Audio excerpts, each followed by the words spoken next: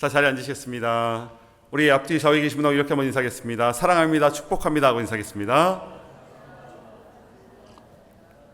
한 번 더 인사할 때 함께라서 행복합니다 하고 인사하겠습니다. 함께라서 행복한 주일입니다. 저는 매일 주일이었으면 좋겠어요. 매일 이렇게 같이 예배드리고 정말 보고 싶었습니다. 누가 그러시더라고요. 목사님 놀이동산 인사 너무 좋다고. 네. 한 주간 삶의 자리에서 참 치열하게 살아오신 성도님들 교회에 와서 이렇게 환하게 반겨주는 것, 저는 너무 큰 은혜이고요. 사실 부족한 목사도 이렇게 환영하면서 반기는데 하물며 살아계신 하나님께서 우리 성도님들 삶의 자리에서 열심히 살아오셨는데 반겨주시고 또 말씀 가운데 위로해 주시는 이 시간이 되기를 다시 한번 간절히 축복합니다. 오늘 베드로후서의 말씀을 통해서 함께 하나님의 은혜의 말씀을 전하고 또 나누기를 원하는데요. 지난주에 신성한 성품에 참여하는 자, 오늘은 그 두 번째 이야기라는 제목으로 함께 말씀 전하기 원합니다. 우리 성도님들 지난 한 주간 성격대로 살아오셨어요? 성품대로 살아오셨습니까? 다른 사람은 모르지만 나 혼자는 알고 있지 않습니까? 그때 내가 괜히 폭발해가지고 참았어야 되는데, 성격대로 살아오신 분도 계실 것이고 또 성품대로 살아오신 분도 계실 것이고, 화를 내고 싶었지만 순간 목사님 얼굴이 지나가가지고 참으신 분도 계실 것이고, 아무 생각 없이 또 오신 분도 계실 것이고, 형편과 상황은 다 다르지만 맞아, 나는 말씀 들어도 변하지 않아, 역시 난 안 되나 봐. 그것이 아니라 주님께서는 우리의 연약함과 실패, 넘어진 그 순간에도 찾아가셔서 손을 내밀어 주시고 일으켜 세워주시고 다시 한번 은혜의 길로 신성한 성품으로 우리의 발걸음을 인도해 주시리라 믿습니다. 지난주 말씀 전했는데 베드로후서 1장 5절로 7절 말씀에 보니까 신성한 성품에 대해서 그러므로 너희가 더욱 힘써 너희 믿음의 덕의 지식을, 지식의 절제를, 절제의 인내를, 인내의 경건을, 경건의 형제우애를, 형제우애의 사랑을 더하라. 아멘.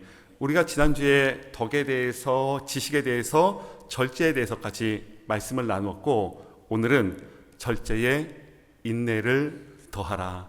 우리 성도님들 인내하면 어떤 마음 드세요? 그 인간 또 참아야 되냐? 그만 참고 싶은데, 보통 그만 참고 싶은 그 사람은 보통 어디에 있죠? 우리 집 안방에. 그놈의 작자 진짜 그만하고 싶은데, 그만 참고 싶은데, 여기까지다, 더 이상은 안 돼. 목사님 말씀하시든 말든 안 돼, 나는 더 이상은 안 돼. 보통 우리가 인내하면은 뭔가 참고 견디는 것, 사람에 대해서 뿐만이 아니라 어떤 일에 대해서도 마찬가지고요. 신분의 문제로 힘든 시간을 겪고 계신 성도님이 계시다고 한다면은 인내의 그 문제가 더욱더 크게 다가올 것이고, 자녀의 아픈 모습을 보면서 인내하는 분도 참 그 시간이 오래 걸릴 것이고, 건강의 문제가 그렇고요, 경제적인 문제가 그렇고요. 나 진짜 그만 참고 싶은데, 그만 다 내려놓고 싶은데, 우리는 인내라고 하는 것을 어떤 참음, 어떤 견딤이라고 생각하는 경우가 있어요. 특별히 사람에 대해서. 사실 사람에 대해서 인내한 사람 뽑으라 한다면은 예수님이시잖아요. 예수님께서 공생에 사역하면서 가장 힘들게 했던 사람이 누구일까요? 바리새인, 사두개인, 종교 지도자들? 아니에요. 예수님 공생에 사역하면서 가장 힘들게 했던 사람은 예수님의 제자들 아니었을까요?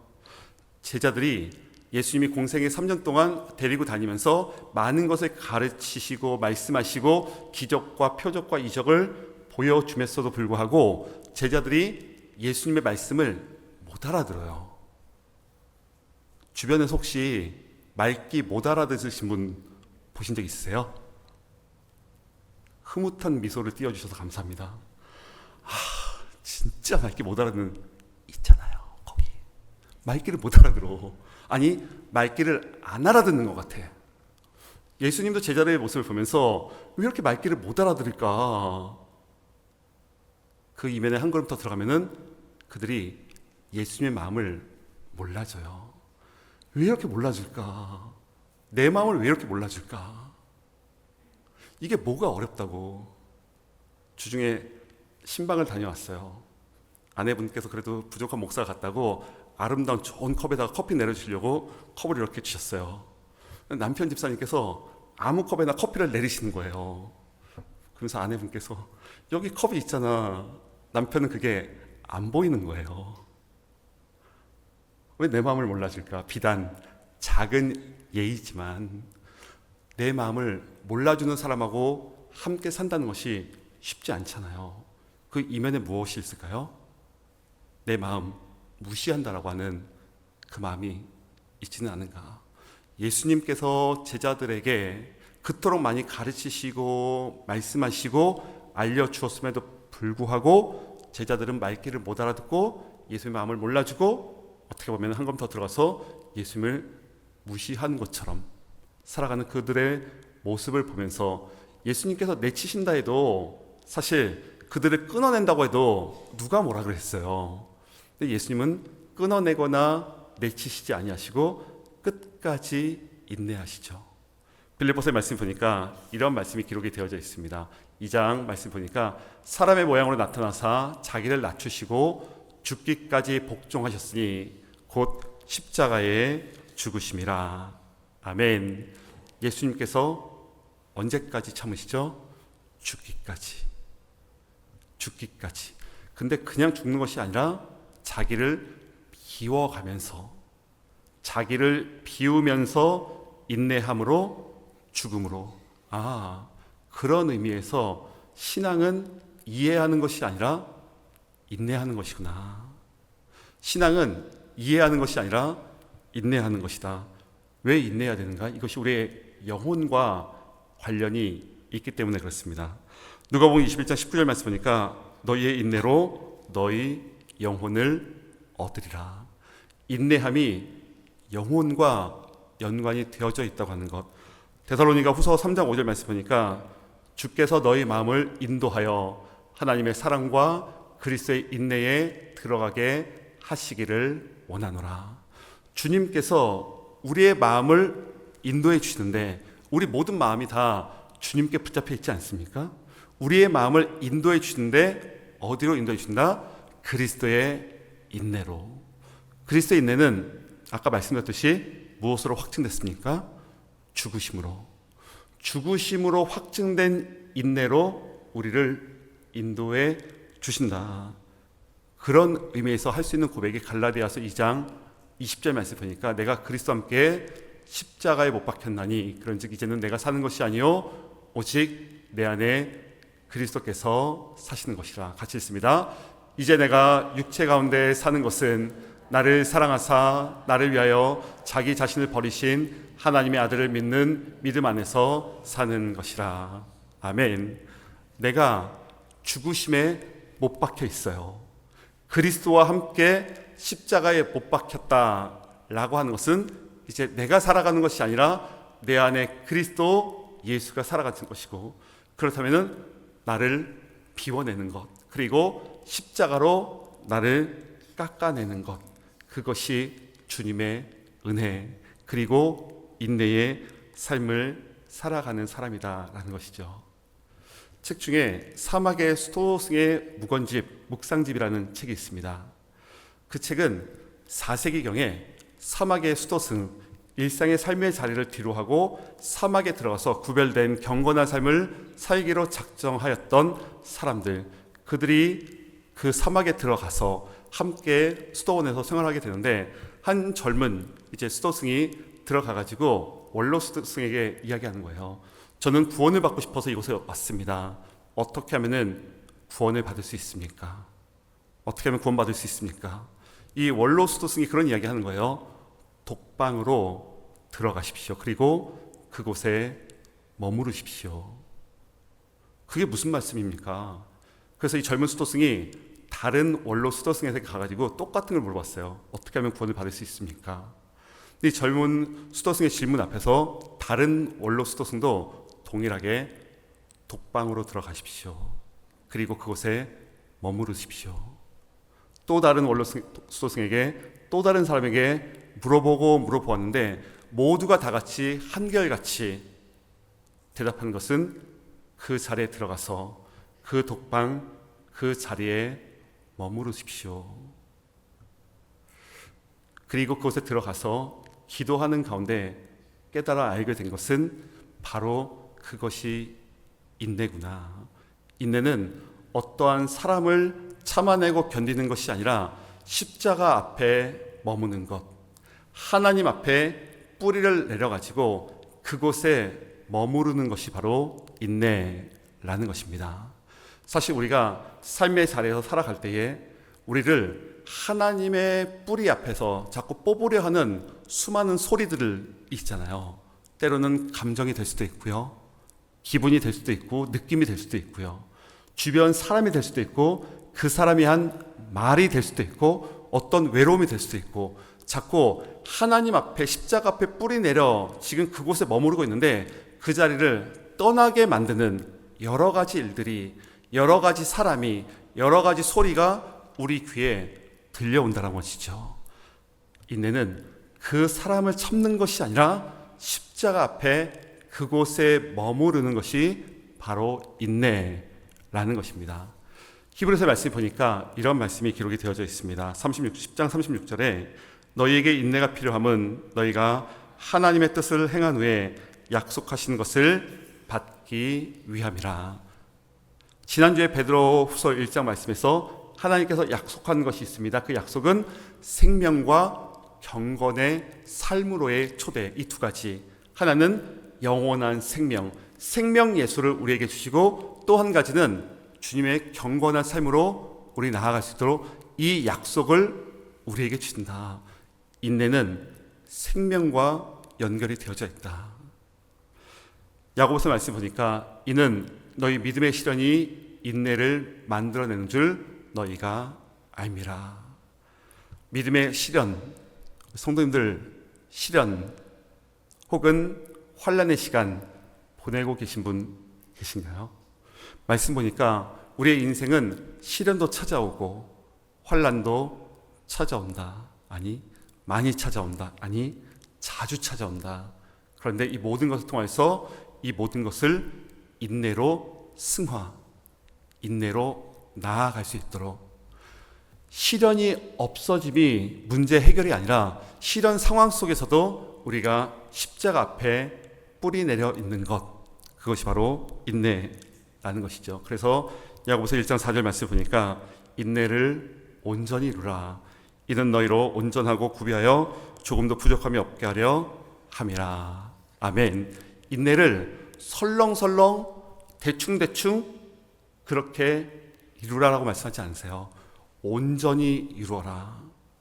인내했다가 때려쳤다가 폭발했다가 다시 한번 인내해 봐야지, 그것이 아니라 십자가 앞에 하나님 앞에 뿌리를 온전히 내리라 라는 것이죠. 요한계시록 14장 12절 말씀 보니까 같이 한번 읽습니다. 시작. 성도들의 인내가 여기 있나니 예수에 대한 믿음을 지키는 자니라. 아멘. 성도들의 믿음이 어디 있습니까? 주일 2부 예배 드리고 있는 이곳에, 또 미디어교회 우리 성도님들 마음 가운데 있는 줄로 믿습니다. 인내를 온전히 이루어라. 성도들의 인내는 다른 곳에 있는 것이 아니라 이곳에 있습니다. 이곳에. 그리고 이 인내에서 베드로는 여기서 멈추지 않고 인내에 경건을 더하라 라고 말씀하세요. 경건.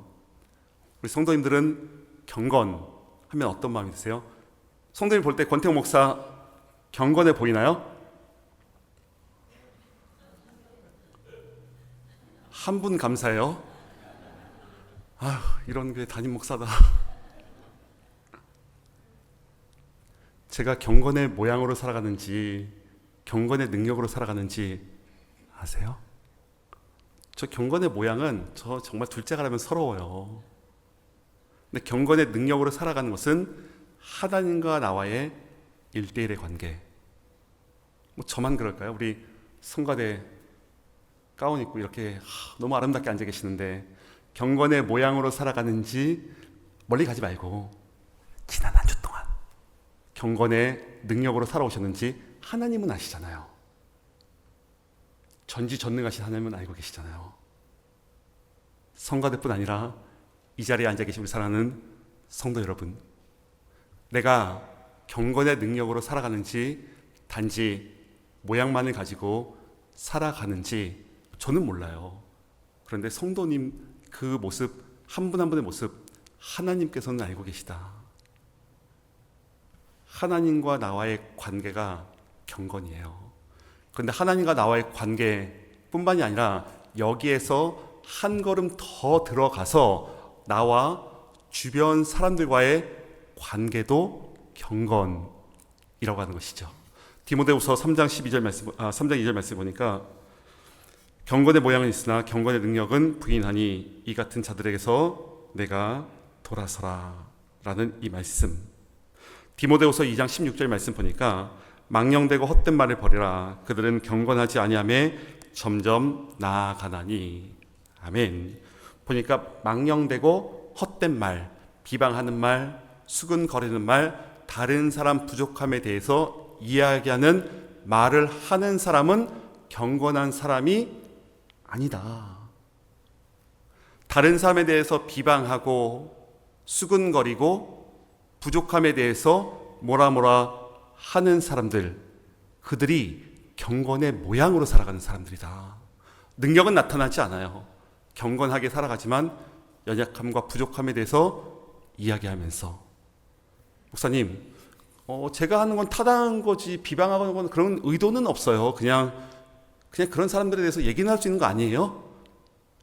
어떻게 생각하세요? 김집사 말이야.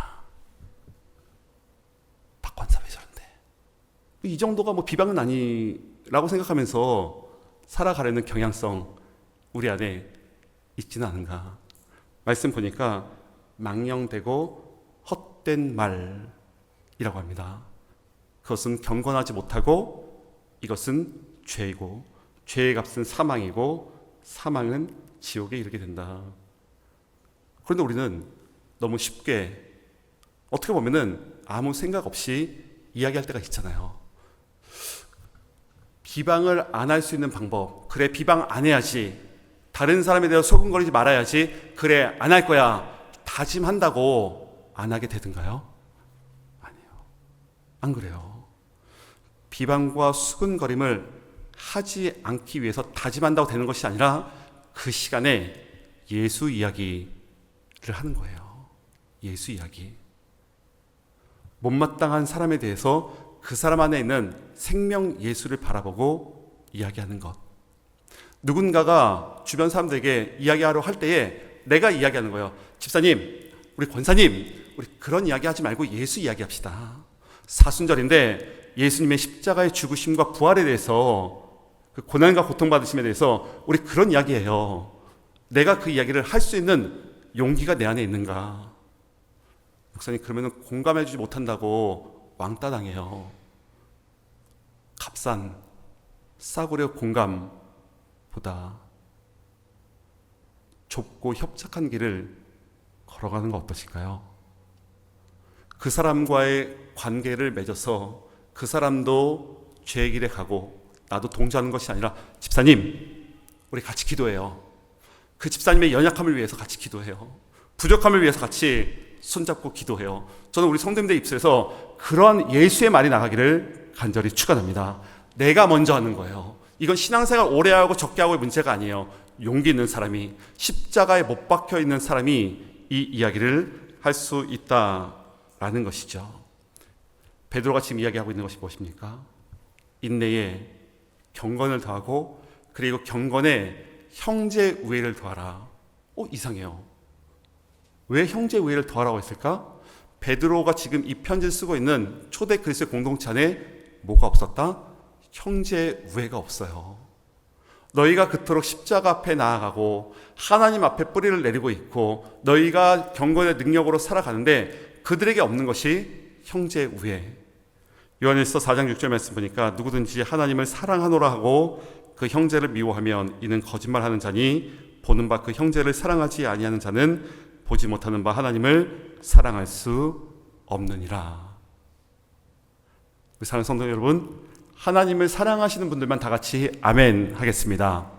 아멘. 형제도 사랑하십니까? 이제 형제의 범위를 설정해야 되잖아요. 나에게 형제는 누구입니까? 내 마음 알아주고 함께 사역하고 함께 밥 먹고 함께 어울리는 사람도 형제이죠.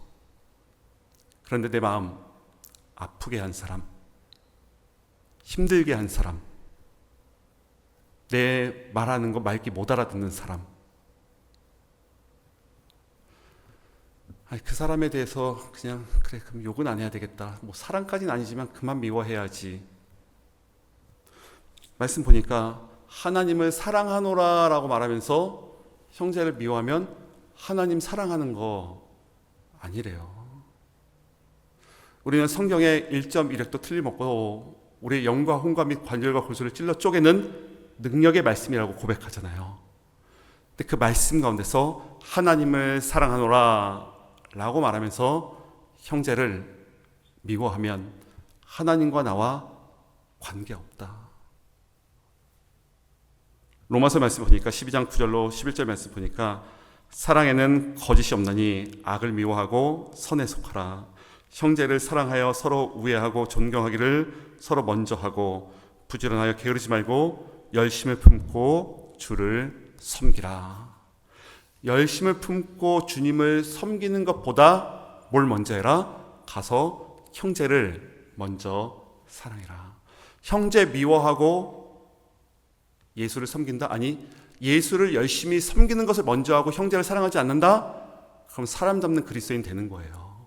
사람 잡는 그리스도인.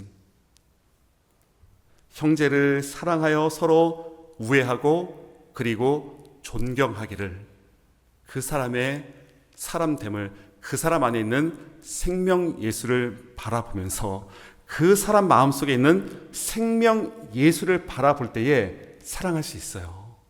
내 힘으로 되는 것이 아니에요. 내 힘으로 되는 것이 아니에요. 그러기 위해서 필요한 것이 주님의 사랑. 그래서 형제 사랑에 무엇을 더하라 말씀하시는가? 사랑을 더하라. 로마서 5장 8절 말씀 보니까 우리가 아직 죄인 되었을 때에 그리스도께서 우리를 위하여 죽으심으로 하나님께서 우리에 대한 자기 사랑을 확증하셨느니라. 우리가 죄인 될 때 십자가의 죽으심으로 우리의 죄를 용서하여 주시고 나를 위해서 죽으시고 나에게 영원한 생명을 주셨어요. 나는 용서받은 자이고 나는 새롭게 태어난 자고 새로운 생명이 나에게 주어졌다. 그리고 나는 그리스도와 함께 십자가에 못 박혀 살아간다. 그렇다면 다른 사람을 미워할 수 있을까요? 없을까요? 있어요? 없어요? 대답하고 싶지 않아요. 난 아프니까, 난 힘드니까, 사실이니까. 베드로서 1장 8절 말씀 보니까 이런 것이 너희에게 있어 흡족한즉 너희로 우리 주 예수 그리스도를 알기에 게으르지 않고 열매 없는 자가 되지 않게 하려니와. 두 부류의 사람이 있습니다. 첫 번째 부류의 사람은 흡족한 사람, 또 한 부류의 사람은 열매 없는 사람. 흡족한 사람이 있고 열매 없는 사람이 있습니다. 흡족한 사람, 무엇이 흡족입니까? 완전한, 그리고 완벽한, 다 갖추어진, 무엇이? 신성한 성품이, 신성한 성품이 다 갖추어진 사람이 흡족한 자고, 이것이 없는 자는 열매 없는 자다. 제가 금요일 날 머리 이발했습니다. 이쁜가요? 제가 미용실 가서 이루 형언할 수 없는 큰 은혜를 받았잖아요. 앉았어요. 바리깡이 10개가 넘는 거예요. 제가 여쭤봤어요, 원장님께. 이 바리깡 다 쓰세요? 다 쓰신대요. 여기 자를 때, 여기 자를 때, 여기 자를 때 다 달라요. 근데 그때 상황에 맞춰가지고 바로바로 쫙쫙쫙쫙 거기 있는 거를 다, 와, 프로는 다르구나. 또 그 상황 속에서 선수는 다르구나. 그게 느껴지는 거예요. 우리도 마찬가지 아닙니까? 우리도 삶의 자리에서 여러 가지 벌어지고 일어나는 상황 속에서 문제 앞에서 믿음이 필요할 때 믿음을 꺼내고 덕이 필요할 때 덕을 꺼내고, 절제가 필요할 때 절제를 꺼내고, 인내가 필요할 때 인내를 꺼내고, 경건이 필요할 때 경건을 꺼내고, 형제 우애가 필요할 때 형제 우애를 꺼내고, 사랑이 필요할 때 사랑을 쫙. 왜요? 우리는 신앙생활 하루 이틀 한 거 아니잖아요. 모태에서 지금까지 수십 년 신앙생활을 해왔는데 우리 선수잖아요. 우리 아마추어 아니잖아요. 우리 프로잖아요. 그렇다고 한다면은 신성한 성품을 외우고 있어야지. 이거 몇 자 되지도 않잖아요. 외우고 있는 것하고 살아내는 것하고는 전혀 다른 이야기예요. 그러지 않습니까? 바리깡을 가지고 그때그때 필요한 것을 꺼내듯이 하나님, 이 상황 속에서 절제가 필요하다, 절제하고, 경건이 필요하다, 경건하고, 인내가 필요하다, 하나님 앞에 뿌리 내린 나의 삶을 또 흔드는구나, 이 자리를 벗어나게 만드는 세력이구나, 사단에게 틈을 주지 말자. 영적으로 해석하고, 영적으로 우리가 다가가고, 인내하고, 눈을 감고, 기도하고. 베드로서 1장 9절 말씀이 이런 것이 없는 자는 맹인이라, 멀리 보지 못하고 그의 죄가 깨끗하게 든 것을 잊었느니라. 신성한 성품이 없으면은 맹인이고 앞을 보지 못해요. 보고 있는 것 같지만 눈이 감겨 있는 사람. 옛 죄가 깨끗하게 죄 사함을 받았다라고 한다면은 내가 용서받았는데 용서 못할 사람이 누가 있겠습니까? 이것을 잊어버리니까 자꾸 용서를 못하고 하고 싶지 않고, 내가 용서받은 것을 기억한다라고 한다면은 내 아이 모든 죄값이 사함을 받았다라고 한다면은 내가 사해주고, 그리고 내가 함께 기도하고. 1장 10절 말씀 같이 한번 읽겠습니다. 시작. 그러므로 형제들아, 더욱 힘써 너희 부르심과 택하심을 굳게 하라. 너희가 이것을 행한즉 언제든지 실족하지 아니하리라. 아멘. 너희 부르심과 택하심을 굳게 하라. 다른 것 굳게 하는 것이 아니라 자존심 굳게 세우면은 남는 거 상처밖에 없고 주는 것도 상처밖에 없습니다. 자존심을 굳게 하는 게 아니에요. 무엇을 굳게 하라? 하나님께 나를 불러주셨어요. 이 부르심을 굳게 하라. 왜요? 하나님의 부르심에는 실수가 없기 때문에, 나를 부르신 하나님의 뜻하심이 있기 때문에 나를 부르심과 택하심에 굳게 하고 실족할, 넘어지지 않게 하기 위해서. 넘어지면 아프잖아요. 우리 넘어질 만큼 넘어져 봤잖아요. 더 이상 신성한 성품 없이 성격대로 자존심 굳게 하면서 살아가는 인생이 아니라 신성한 성품에 참여하는 자로 실족하지 아니하고, 11절 말씀 보니까 이같이 하면 우리 주 곧 구주 예수 그리스도의 영원한 나라에 들어감을 넉넉히 너에게 주시리라. 아멘. 신성한 성품은 영원한 하나님의 나라, 우리 이 세상 잠깐 살다가 없어지는 안개와도 같은 것이 우리네 삶일진데, 하나님, 이 세상에서 아둥바둥 살아가는 인생 아니라 성격대로, 성질대로, 승깔대로 살아가지 않게 하시고 신성한 성품에 참여하는 자로 흡족하게 이 모든 것을 이루게 하시고 열매 맺게 하시고, 열매 없는 자가 되어서 실족해 넘어져 살아가는 인생 아니라 흡족하게 채워서 풍성한 열매를 맺고 굳건하게 나의 부르심과 택하심을 굳건하게 세우면서 영원한 하나님 나라 보면서 저 높은 곳을 향해서 날마다 걸음걸음 나아가며 쓰임받는 복된 우리 모든 성도님들의 삶이 다 되시기를 그리스도 예수 이름으로 축원합니다.